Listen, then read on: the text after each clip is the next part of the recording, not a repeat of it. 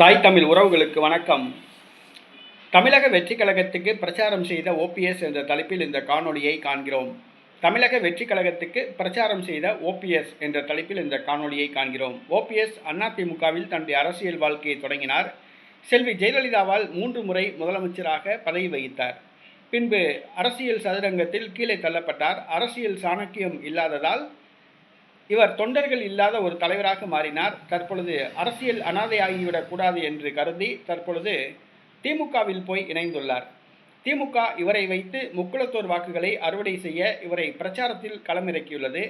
நேற்றைய தினம் திருநெல்வேலி சட்டசபை தொகுதி திமுக கலந்தாய்வு கூட்டத்தில் இவர் கலந்து கொண்டு உரையாற்றினார். அப்பொழுது தமிழக வெற்றி கழகத்துக்கு ஆதரவாக பேசுவது போன்று இவருடைய பேச்சு இருந்தது. அதாவது தமிழக வெற்றி கழகத்தின் சின்னம் விசில். அந்த விசில் சத்தம் அது தமிழக வெற்றி கழகத்தை பிரதிபலிப்பதாக உள்ளது. தவேகா தொண்டர்கள் விசில் அடிச்சுக்கிட்டே வந்தாங்கன்னா அது வர்றது தவேகாக்காரவங்க தான் கண்டுபிடிச்சிக்கிடுவாங்க. இதனால் திமுக அரசு என்ன செஞ்சிச்சு, கண்டக்டர் விசில் அடிக்கக்கூடாது, குப்பை வண்டி வரும்போது விசில் அடிக்கக்கூடாது அப்படின்னு சில மாற்று ஏற்பாடுகளை பண்ணியிருக்கு. ஆனால் இன்றைக்கி விசிலுங்கிறது தவேகாவுடைய சின்னமாக மாறிப்போச்சு. விசில் சத்தம் தவேகாவுடைய சத்தமாக மாறிப்போச்சு. தற்பொழுது நேற்றைய தினம் நடைபெற்ற திமுக ஆலோசனை கூட்டத்தில் ஓ பன்னீர்செல்வம், விசில் சத்தம்தான் நம்முடைய தேசிய கீதம், விசில் சத்தம்தான் நம்முடைய வெற்றி நிச்சயம், விசில் சத்தம் கேட்டால் வெற்றி நிச்சயம் அப்படின்னு சொல்லியிருக்காப்புல. மேலும் 9 கோள்களும் வெல்ல முடியாத ஒரே கோள் சூரியன் என்று கூறியுள்ளார்.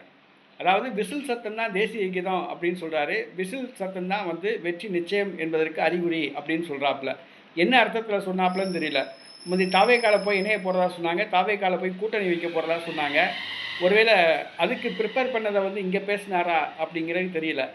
ஒருவேளை தொண்டர்கள் நல்லா விசில் அடிங்க, நம்ம வெற்றி பெற போகிறோம், திமுக தான் ஜெயிக்க போகுது, அதுக்கு நல்லா விசில் அடிங்க, அந்த விசில் சத்தம் தான் நம்முடைய தேசிய கீதம், அதுதான் வெற்றி சத்தம் அப்படிங்கிற அர்த்தத்தில் சொன்னாப்லையா அப்படிங்கிறது தெரியல. இன்றைக்கி ஓபிஎஸ் இன்றைக்கி திமுகவுக்கு போயிருக்காப்புல. வயசாகிடுச்சு, 80 வயசு ஆயிடுச்சு, என்ன பேசணும்னு தெரியல, குழப்பம். இப்போ விசில் சத்தம் தான் தேசிய கீதம், விசில் சத்தம் தான் நம்முடைய வெற்றிக்கு நிச்சயம் வழிவகுக்கும் அப்படின்னு சொல்கிறாரு. இது சர்ச்சைக்குரியதாக ஊடகங்களில் பேசப்படுது.